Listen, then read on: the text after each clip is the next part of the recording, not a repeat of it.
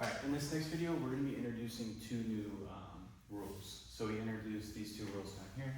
They tell us if we're adding two logs, so log A plus log B, and they're the same base, then what we can do is we can just condense it into one log, and we just multiply what's inside both those logs. And then similarly, if we're subtracting two logs of the same base, then we can just rewrite them as one log by dividing those two numbers. So on this problem right here, I'm asking a little more.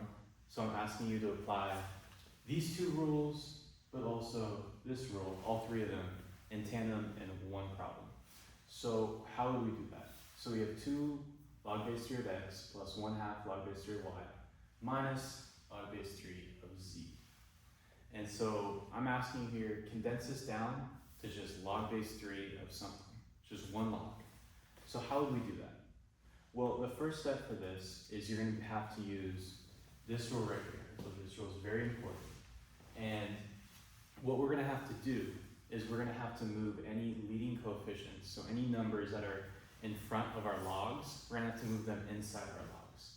And in the last video, I told you guys you can do that by just knowing that the spot in front of our log and the exponent spot, those two spots that just are interchangeable.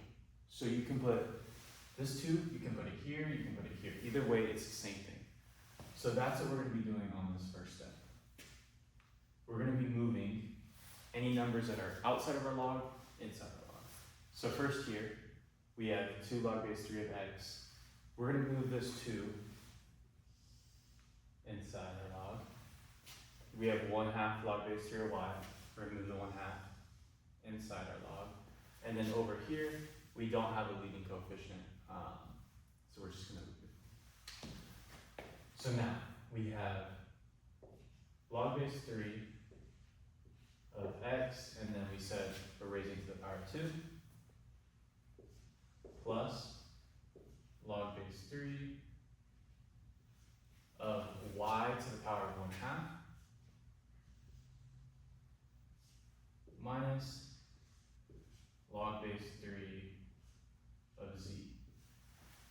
So now we've moved all the leading coefficients out. There's just one little note I want to make. So this is correct right here. I did everything correct. But there's just one little simplification thing that I can do. And you guys need to think back to algebra 1 and remember that something to the power of 1/2, that's just the same thing as saying the square root. So to write this in the most simplified form, instead of putting y to the 1/2, we should put the square root of y. And now we can move on. And so from here on this next step, you can either do this in 2 separate steps, you can do this all at once. I'm going to do it all at once, so you can do this in any order. You can combine these 2 first, or these 2 first, or these 2 first. Either way, you're going to get the same answer. I'm just going to kind of do it all at once.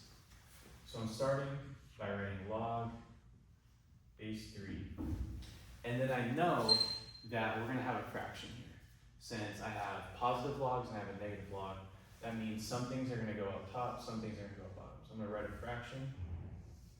And now I'm just going to kind of go piece by piece to figure out of these 3 things, which ones go on top of the fraction, which ones go down low. And how we figure this out is it goes on top of our fraction if it's positive in front of it, it goes down below if there's negative in front of it. So for x squared, in front of it, it's positive, so x squared goes on top. For the square root of y, it's positive in front, so the square root of y goes on top. Remember, we're multiplying these, we're not adding them. And then lastly, for z, there's a negative in front, so z is going to go on the bottom. And that's it. I know it seems complicated, it seems stressful, using 3 rules all at once, but trust me, it's not too